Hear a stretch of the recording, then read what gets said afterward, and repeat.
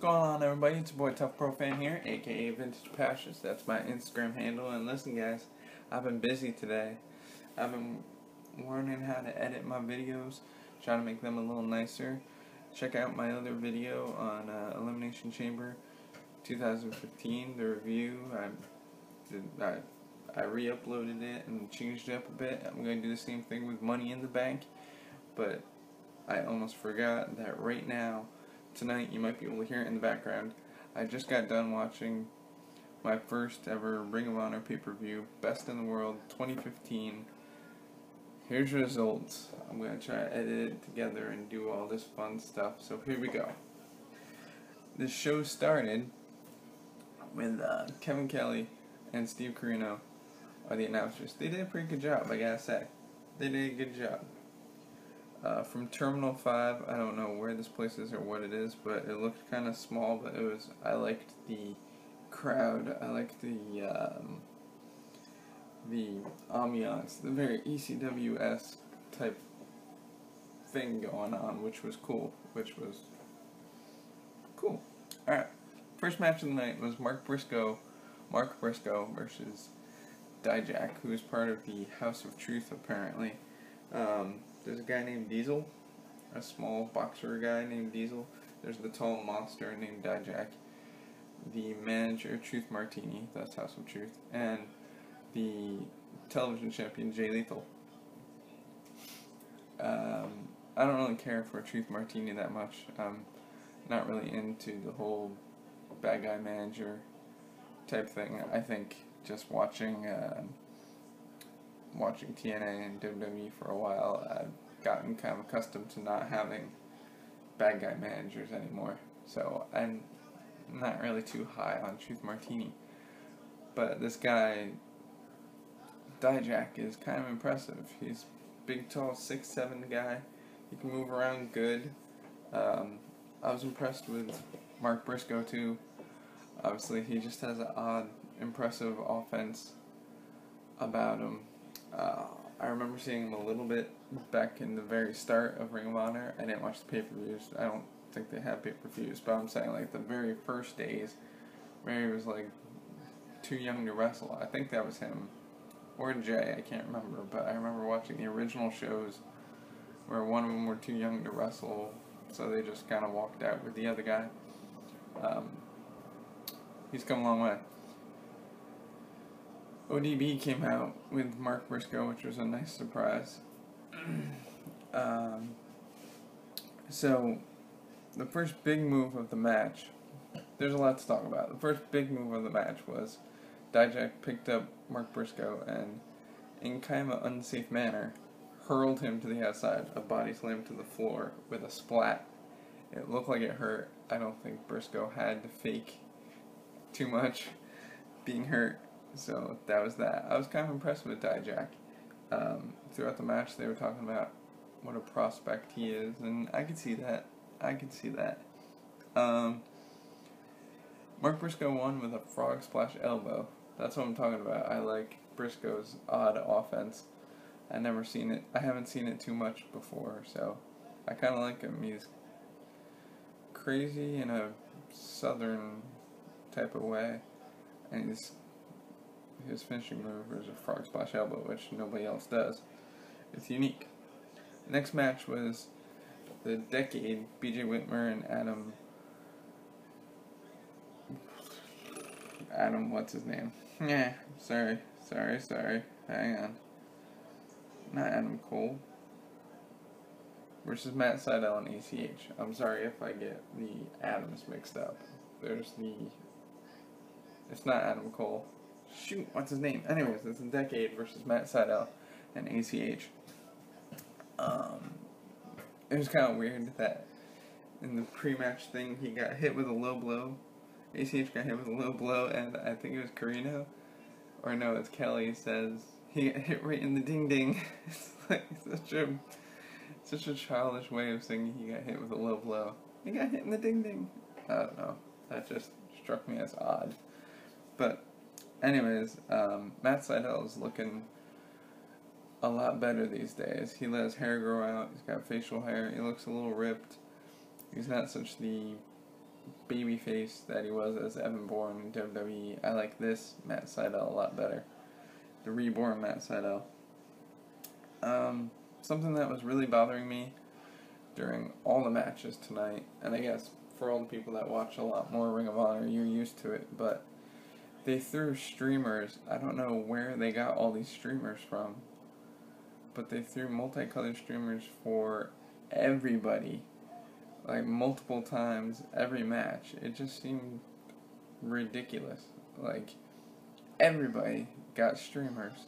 I don't know what started this. I don't know, but like, to me it was just kind of annoying, because you want like that perfect pose. To me, you want that perfect pose of like a victorious person, or like you want like a playing card style pose of people, and no matter who wins, they would throw streamers all the time for everybody, and it just seemed to get in the way.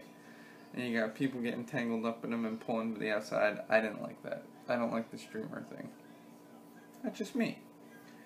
I was noticing in this match, people like Adam White.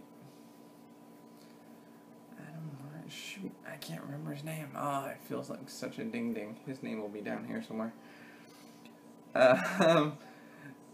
You can tell these guys have a big future. Whitmer's been around for a little while. Sydal's already been to WWE and to TNA for a little while and has come back. But these guys could be the future. These guys, like ACH, I can see big things for them in the future, which is always good to see.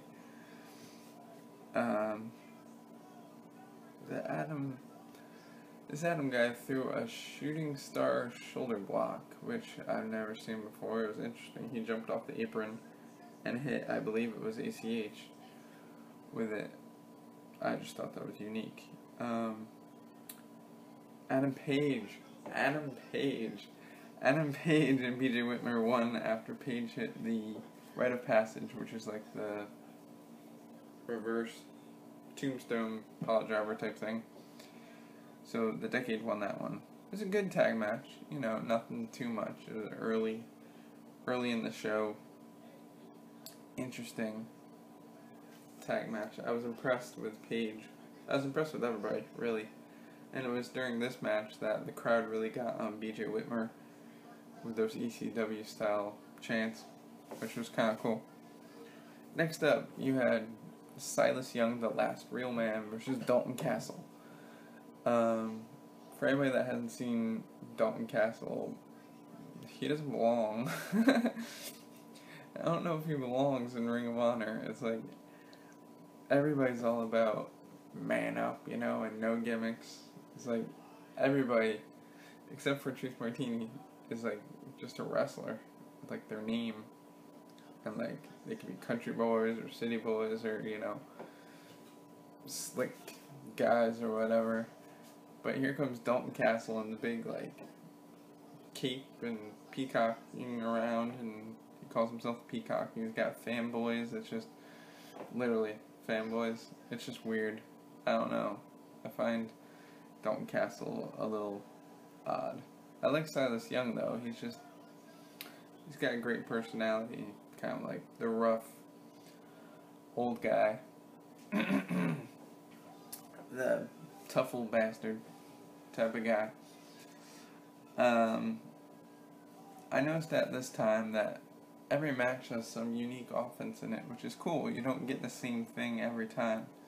Every match, there's just something unique that you can point out and be like, whoa, I've never seen that before. Just like I said with the last match with the shooting star shoulder press. This one had just unique things that you never seen before. Towards the end of the match, Silas hit Dalton Castle with a spear through the turnbuckle, and they both kind of plopped to the outside. It looked pretty nasty. I don't really like Dalton Castle. Pardon me. I don't really like him, but I was impressed with some of his moves. I gotta say that.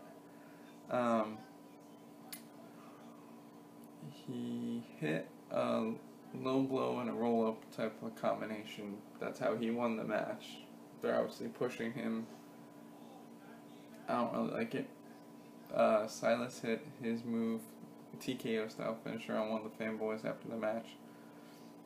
In the big pile of streamers that happened when Dalton won, excuse me. So there was that. This is the lull in the show because the next match was CNC Wrestling Factory, Cedric Alexander, and his partner, Caprice Coleman. Thank you. Cedric Alexander and Caprice Coleman versus War Machine. War Machine were kind of impressive, but this was kind of a nothing match, in my opinion. More would come later. You could tell that this was kind of a nothing match because it had like a fast start and wasn't going to last long because you had big guys doing a fast start. The whole match wasn't very long. War Machine won with a fallout, which is their finishing move. It's like a leg drop, back suplex combination.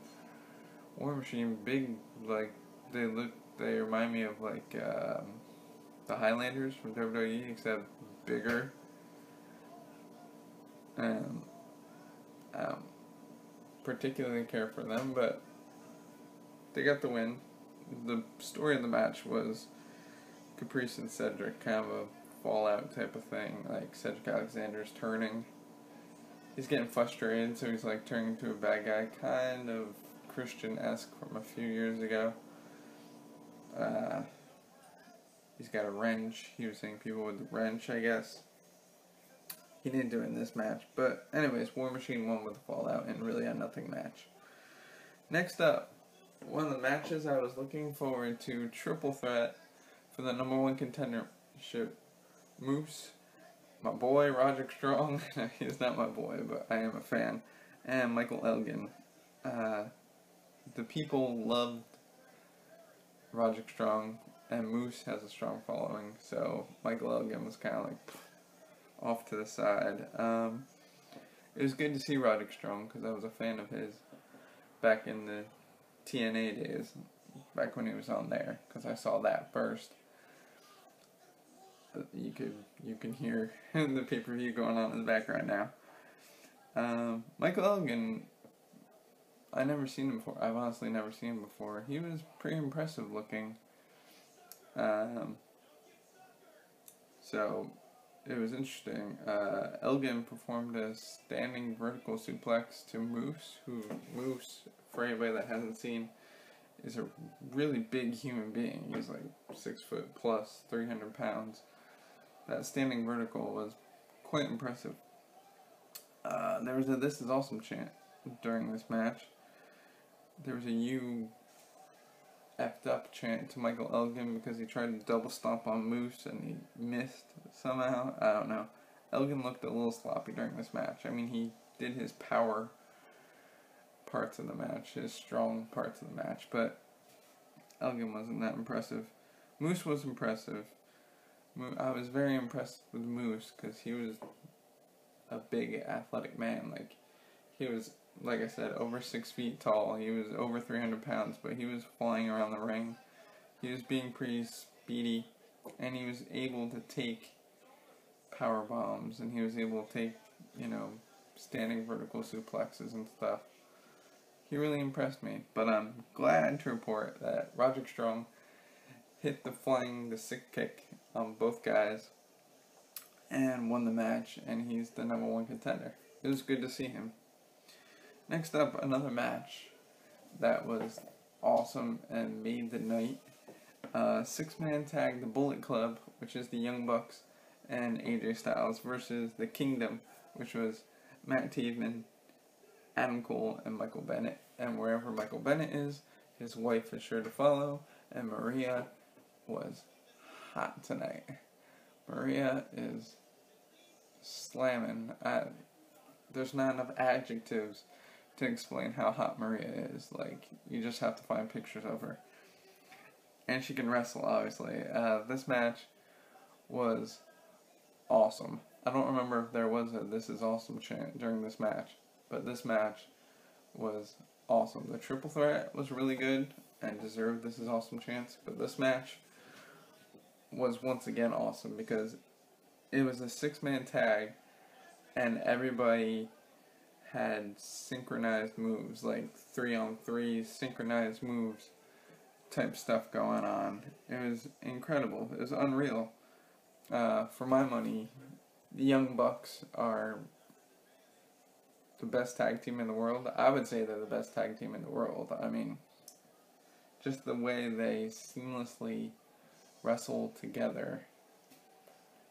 Like, I like the Primetime Players, as I talked about in one of my previous reviews, and New Day are coming together nicely, but the Young Bucks are just a great team. Like, seamless. That's all I gotta say. And now they're working together with AJ Styles, and the three of them are like seamless together. But you can't take anything away from Cole, Taven, and Bennett. The Kingdom are really a team too. They're a group. This match was just incredible. Like, there was just no F-ups. Everybody was on the same page. Awesome. Adam Cole is awesome. At one point, Maria got involved and they Pele super kicked Maria like 3-on-1, which was just like, wow. There were super kicks all around. Steve Corino was losing his voice, yelling super kick every time somebody got super kicked, which I didn't really mind because the match was just awesome. The Bullet Club won. Bullet Club were huge over. They're just over crazy, and they deserve it because they're fantastic wrestlers. But they won with Tombstone, Flip Tombstone. You've seen it before. Bang for your buck, I think it's called, or something. Flip Tombstone, and then you pick up the guy and you throw him to Styles, basically, who hits the Styles Clash. They've done it before. It's not new, but it's still awesome looking every time you see it. Great match. Great 6-man tag. I can't remember the last time I saw a great 6-man tag. But this was it. Yeah, Bullet Club versus the Kingdom. You have to see this match. It was an awesome match. Triple threat, and now the 6-man. Awesome match. Next up, we had the tag team title match. They had a triple threat, a 6-man, and then tag team title. They had a tag team match earlier. They just got so many people on this pay-per-view. The tag team title match, I gotta tell you, I thought so highly of the 6-man that I was a little disappointed in the tag team title match. I mean, obviously the Addiction and Red Dragon are awesome tag teams, but it just kind of, I think you needed something in between. Like, maybe you should have put Silas versus Castle in this spot or something, because I just think you need something in between, because I wanted to be behind this tag title match, but I was just kind of like exhausted. And sadly I fell asleep at one point, but not before Christopher Daniels comes out in the general jacket, looking as awesome as Christopher Daniels can. Kaz was cool too. Red Dragon, just awesome wrestlers. They're the future. Awesome. They're an awesome tag team too, obviously, but they're just... But, like I said, unfortunately I fell asleep at one point in this match. But when I woke up, the Addiction had Caprice, I think it was, handcuffed, and were beating on Cedric. It was such an old school, like, heel move to do. Towards the end of the match, they suplexed the one guy onto a ladder, and they suplexed Kaz. Red Dragon suplexed Kaz on the ladder and hit their finisher, Chasing the Dragon, which is like a suplex kick to the back on Daniels. Almost had the match won, but Chris Sabin, Hail Sabin, came out and pulled the ref out. And then they were able to hit their move, Celebrity Rehab, which is like back suplex knee to the face, and they retained the titles. Like I said, unfortunately, I fell asleep at one point. I'm going to watch this match again, but I think it was just too much on one spot. There was an awesome 6-man, and then you put the tag team title match right after it. I just don't think that worked very well. I was very high on the tag team, on the 6-man, and I just needed to come down for a minute, but they were staying up there. They tried to stay right up there again because after the tag title match went straight into the main event. So I was like, ugh. And again, at the start of the main event, I was like, ugh, because it was building. It was building.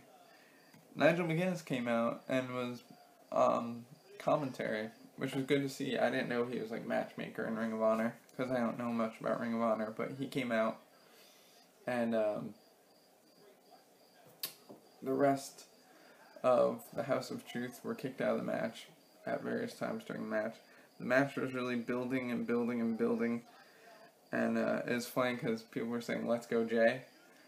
At first, that was the first chant of the match, was "Let's go Jay," but then I think everybody in unison realized that, oh, they're both Jay. We can't announce "Let's go Jay," so that was kind of a funny part. And then they started going back and forth, Briscoe, Lethal. They were inventive with their chants again. It was really going back and forth. It was seriously going back and forth with the punches and the forearms and kicks and all that. It was slow-paced at first. Lethal kept on going to the outside after getting hit. He kept going to the outside. It was a bad guy type of thing to do. But it wasn't that bad. It really picked up when Lethal started putting a combination together. Literally, the Lethal combination. That forward driver faceplant, backbreaker faceplant combination, Lethal injection, hit him with the elbow, hit him with the Koji clutch. Jay Briscoe was able to get out of it. Next big move of the match was Jay Briscoe hit his J Driller, which is a butterfly pile driver, for anybody that doesn't know. Butterfly pile driver through the table. It looked awesome. The table did not shatter. I don't even know if the table was wood, but the table perfectly broke. Both guys sold it awesomely. I forgot to mention earlier in the match, there were some awesome suicide dives by both guys. Yeah, the match was building and building and getting better. It was awesome. Jay Lethal, after taking the J Driller through a table, still kicked out. And then he hit the springboard, second rope springboard Lethal injection, I guess, in Ring of Honor. He hits a springboard cutter. That's his Lethal injection. It was different in TNA, but now he has it. He does it different. I don't mind it too much. I mean, it's a springboard cutter, really. And the other, in TNA, I think he did the thing where he flipped over him, or he did the other type of suplex onto the knee thing. I don't know. He changed it up in Ring of Honor. I just noticed that.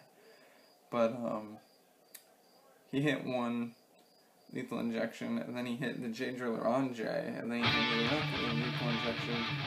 And Jay Lethal is your champion of champions in Ring of Honor. He's the television champion and the world heavyweight champion. Is everyone screaming coming?